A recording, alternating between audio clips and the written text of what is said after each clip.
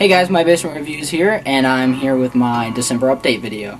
During this video I'm going to be covering two major things. One, I'm going to do a quick DVD update, and I'm also going to talk about some of the best films and some of the worst films of 2009. So to start off with, Christmas, we got a bunch of movies. First one is Spider-Man 3, which we have the first two. This was the only one that we didn't have, and I like the first two. However, Spider-Man 3, not so much. I didn't like the fact that Peter Parker became pretty much emo. I just didn't like that whole trying to add that attitude. I liked the black suit. I know it wasn't accurate to the comics, but I actually really liked the way that it looked. But Venom, they completely messed up. I don't even know why they threw the Sandman in there. It was just too much going on. You had the new Green Goblin, or the Hobgoblin, whichever one they decided to call it in this movie. And you've got Sandman, and you've got... It was way too crowded, and personally I didn't like it that much. And then we got Disturbia, which was alright. This was still when Shia LaBeouf was still kind of like, I guess, new with this and Transformers. You know, when he was kind of coming out and with a bunch of movies. And I liked Disturbia. I think it was good for what it was. And then I got a Kung Fu collection overnight. I asked for some martial arts movies. I said, yeah, just buy me martial arts movies. And I ended up getting more than I ever expected. I started off getting Jet Li's Fearless, which I went and saw in theaters when it was out. And I love this movie, except for the end, because it makes me cry. Not really, but it was very sad. And it is Jet Li's final martial arts epic, I guess. Personally, I think eventually he's going to come back with some more movies like this, because... or he'll, turn out like Jackie Chan doing, crappy movies, so... Hopefully that's not the case, but I really do like Jet Li's Fearless. I also got Jet Li Fist of Legend, which I have never seen before. My friend picked this up somewhere for me. It's in Chinese. Yep, it's in Chinese, subtitled, I'm sure, if not dubbed. But yeah, it's pretty cool. I can't wait to sit down and watch this. I haven't had a lot of time since Christmas. Family's been hectic. I also got Ip Man, which I have seen, and I really enjoyed this movie. I'm not familiar with the actor in this movie. I do not know what his name is. However, it's about Bruce Lee's teacher. It's a biopic, and it was good seeing someone that I wasn't familiar with, a new martial artist. This is once again dubbed. It's a Chinese movie, and it was really good. I really liked it. It had some really cool fights. It actually takes place when Japan was occupying part of China, something like that. And then I got this from my grandmother, which actually surprised me because it's really cool. It's the Fists of Legend collection. It's not a very expensive collection, but it is like 24 hours, 23 hours and 50 minutes of martial arts movies with stars like Bruce Lee and Dragon Lee and some other Lees. So it's nothing, real fancy. They come in these little soft cases. There's 4 discs. So I'll probably put up some titles with all the movies that come in this collection. And no, I haven't watched all 24 hours of that. But anyway, now I want to just go ahead and move on and talk about some of the movies that came out this year. At the end of this video, I will be posting a list of all of my ratings for all the movies I went and saw this year that I did reviews on. I went and saw a bunch of movies before I started posting reviews. But anyways... wanted to go over some of the horrible movies I saw this year.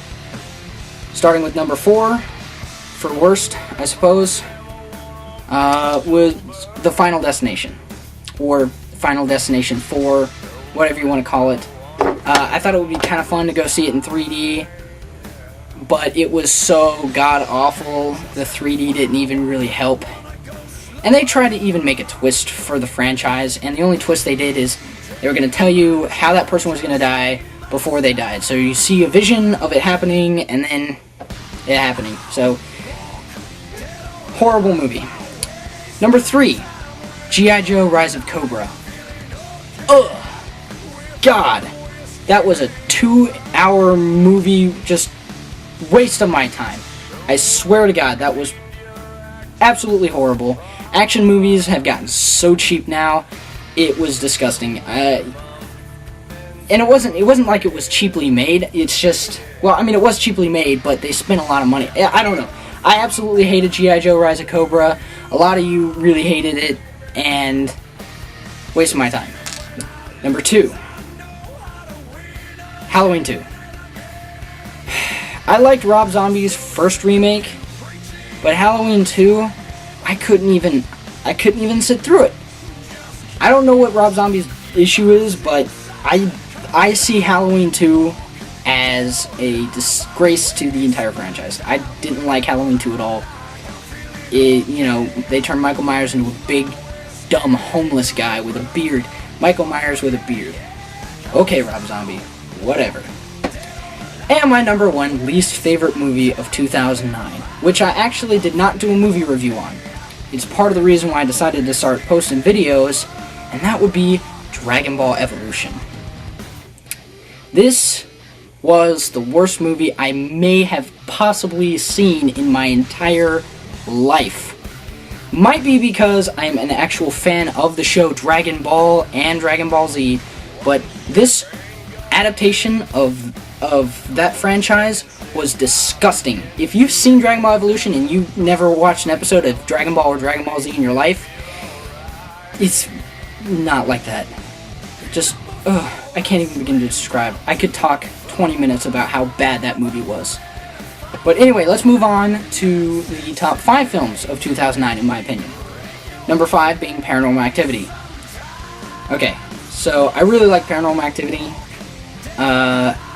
For me, I hadn't seen the Blair Witch Project. In fact, I watched it for the first time last night, and I like Paranormal Activity better.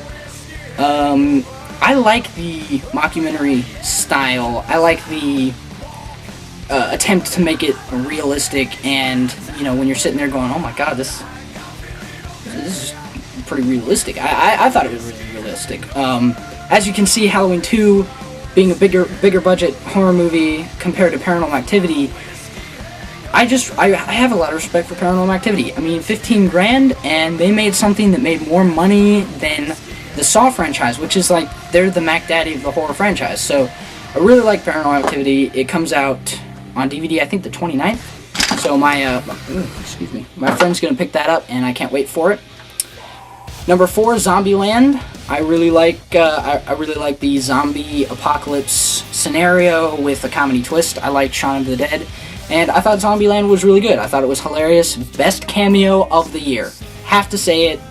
You can't deny it. That was the best cameo you've ever seen. If you haven't seen the movie, go watch it now. Number 3. Now, in spite of what a lot of you other movie reviewers are saying, I can't put this movie as number 1. I have to put it number 3, and that is James Cameron's Avatar. It was a good movie, but it is not movie of the year material. I didn't like it that much. Yeah, it's groundbreaking visuals, but really all it is very expensive eye candy, and the story is stuff that we've seen before. It wasn't very unique. The actors weren't particularly, astonishing. So I have to put Avatar at number 3.